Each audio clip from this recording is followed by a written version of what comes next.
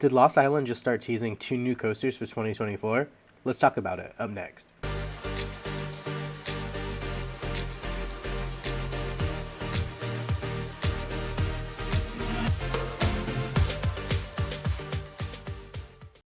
Hey friends, welcome back to the channel, and if you're new here, welcome. My name is Kevin and I go over all types of theme park content, so if that's what you're into, make sure to subscribe and hit that notification bell so you never miss a video.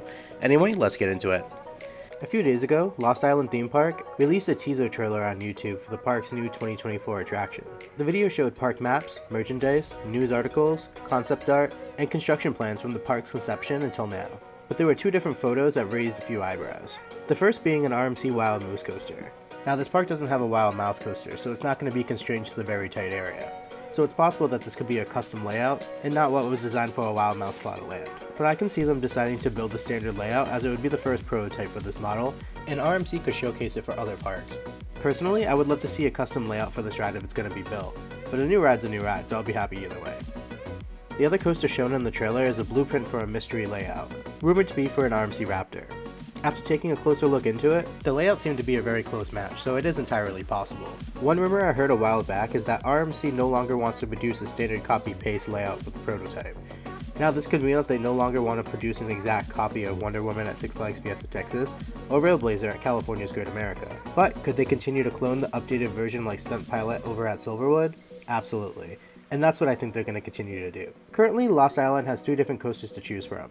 Locolo, an SBF Visa Wacky Worm, Napoko Air Coaster, and Vekoma SLC, which originally opened as Cobra at Ratanga Junction in South Africa, and Matsugani, an intimate accelerator coaster which originally opened as Kanonen at Leesburg in Sweden. Both of the major coasters were not brand new rides for the park, so it would be nice for this park to be able to get a new headlining coaster built specifically for them. So do I think the park's going to add both coasters next year? Honestly, no, but I could see them adding them in back-to-back years, and here's why. The park opened in 2022, so one would think that guests would be flocking to the brand new park, but sadly, it hasn't made a profit yet. The park is in the middle of nowhere and is not really close to any major cities, which is really hurting attendance. On most days, park attendance is so light that you can walk onto every single attraction in the park. I think the park needs to invest in cheap new attractions over time to give guests reasons to come back year after year, which is probably the reason they decided to call up RMC. RMCs are cheap and they are massive crowd pleasers. Their coasters have been known to draw in crowds near and far to parks that they're built at, and they always increase park attendance, which is ultimately the goal here. If they decide to add both in the same year, cool. If not, I really think that the park needs to add the Wild Moose coaster first. The park doesn't really have any mild thrill coasters. The next step up from the Wacky Worm is either an SLC or a launch coaster, which both may be too intense for younger guests. It's very important for a smaller park to have a well-rounded coaster lineup to keep guests with younger kids coming back again and again. Plus, a Wild Moose might be marketable enough to draw families in from further away. I would then love to see them add a Raptor the following year. Personally, I hope that it would be a custom model, so that way it would draw in enthusiasts from around the world to come check out a unique coaster versus just a clone.